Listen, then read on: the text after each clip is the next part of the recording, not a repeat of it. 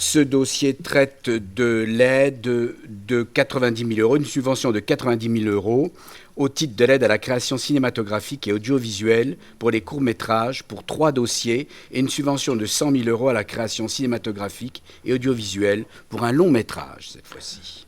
237, pardon, excusez-moi. Se met en route, parfait, voilà. Merci Monsieur le Président, chers collègues. Tout d'abord, l'audiovisuel est une compétence nationale et à ce titre est très largement subventionné par l'État. Nous demandons une plus grande équité et égalité budgétaire car nous constatons de grandes disparités entre ces différents rapports.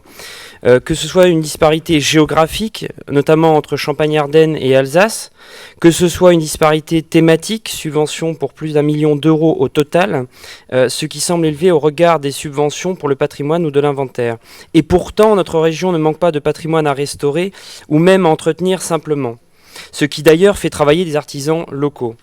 De façon plus générale, nous souhaiterions une plus grande égalité de traitement entre les différents services culturels. De plus, il faut ajouter que les dossiers ou projets présentés dans ces rapports ne concernent pas la région, que ce soit sur le fond ou sur la forme. En effet, les maisons de production sont basées hors région. Sur le contenu même des courts ou longs métrages, ils ne concernent pas notre culture régionale. Enfin, l'argument du retour sur investissement semble léger car il est très difficile de mesurer les répercussions sur l'économie locale. Ne nous éparpillons pas et laissons ce rôle à l'État.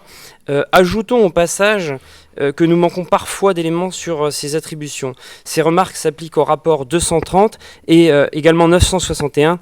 Par conséquent, pour toutes ces raisons, nous voterons contre. Merci. Je ne vais pas essayer de vous faire changer d'avis, évidemment, perdu, mais pour dire que l'accompagnement de la production cinématographique en région et sur les territoires, évidemment ici dans ces rapports, dépend des politiques menées antérieurement par les 3 anciens conseils régionaux. C'est clair que le Conseil régional d'Alsace était plutôt allant dans le soutien de ces politiques. Et quand nous faisons le bilan du nombre de fois où, notamment Strasbourg, mais l'ensemble de l'Alsace, ont été repris au niveau de films avec une audience nationale, nous estimons que nous avons été relativement servis en termes de retour en image par ces politiques. D'autant plus que lorsque on vient produire sur place, évidemment, ça signifie qu'en même temps, l'ensemble des équipes sont là, font vivre l'hôtellerie, font vivre évidemment la restauration. Et donc, quand on fait le bilan d'un retour premier, on est dans un rapport extrêmement intéressant au niveau de la production de tels outils cinématographiques sur place. Et c'est la raison pour laquelle, jusqu'à présent, nous l'avons toujours fait.